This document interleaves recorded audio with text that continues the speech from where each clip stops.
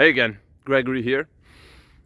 Uh, so a lot has come on the world stage lately, and in my last video, said that it is important to take care of ourselves, and I'm going to highlight why.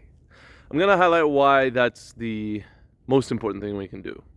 You may have heard the adage: "Do not try to serve with an empty cup." And when we are constantly stretching ourselves thin into other corners of the world, into other people's business, and trying to be such a gift for others, we oftentimes leave ourselves bare and empty.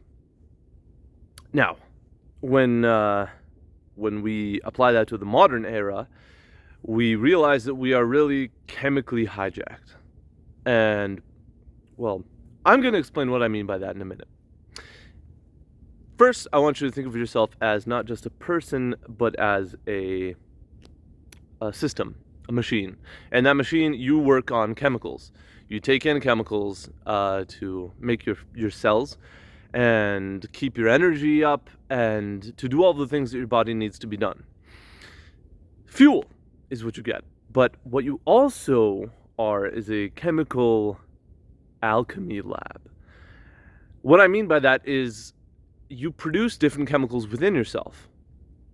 It doesn't matter what you eat, you'll be producing serotonin, norepinephrine, GABA, all of these different chemicals which are crucial to the functioning of the human being.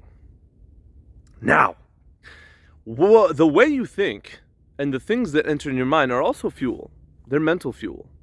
And they dictate the way that you produce the chemicals within yourself. The mental fuel that you take in, the thoughts that are going into your mind, but also the thoughts that you produce with your mind, the thoughts of fear, the thoughts of anxiety, the thoughts of tension, the thoughts of joy, the thoughts of hope, the thoughts of fulfillment.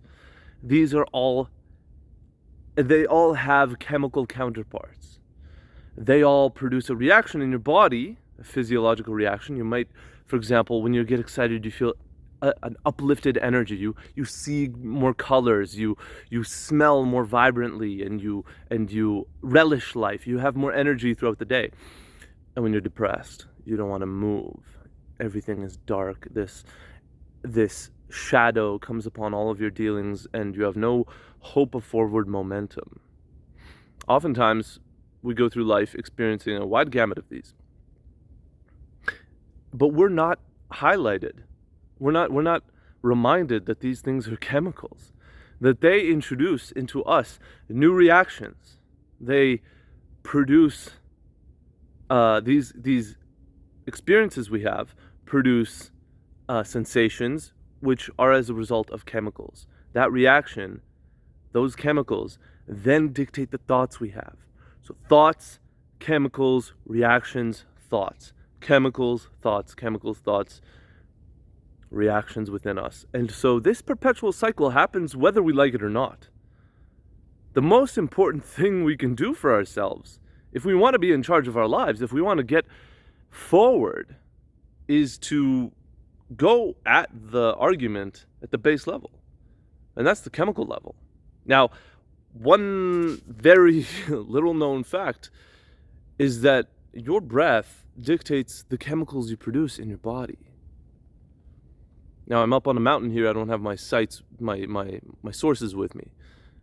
But for example, let's take Wim Hof, the most obvious example of a powerful innovator in the breath space, let's call it.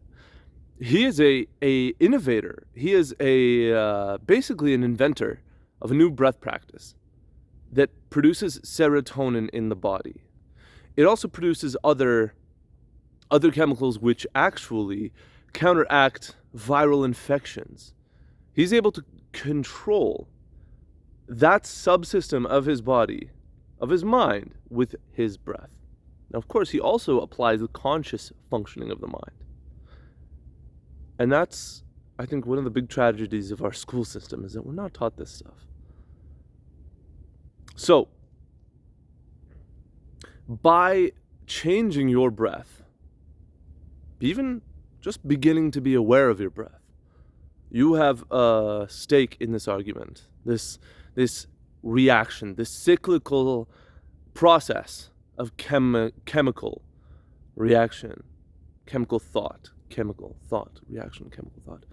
You get to jump in there and say, hold on, wait, I would like this to go differently. And then, man, the results are staggering. Now, of course, this is not something that just can be done in an evening. However, the results can be felt in as little as 90 seconds.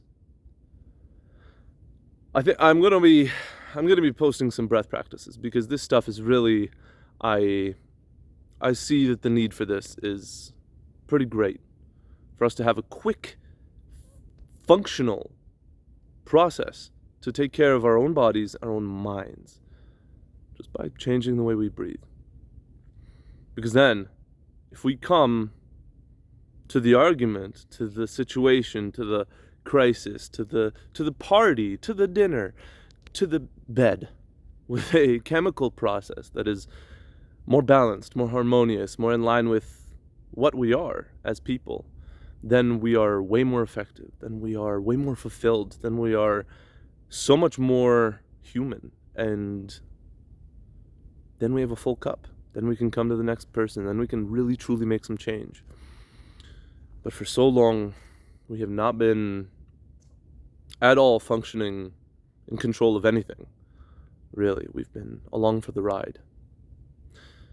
I mean, sure, we can change things in the modern world. We can have jobs, make inventions, create lots of change in the world. But at our core, we still are being taken along for the ride in a lot of ways. And as James Nestor says, and I'm going to paraphrase this, but if you don't have your breath, you don't have anything. There's always a little bit of a handicap if you're not able to control your breath. So I hope that clears some things up about what I said. I don't know when the next video will be, but I've got a bunch of them in the works, so I'm going to try to streamline this process. Thank you for listening. Happy full breath to you, and full love to your life and those around you.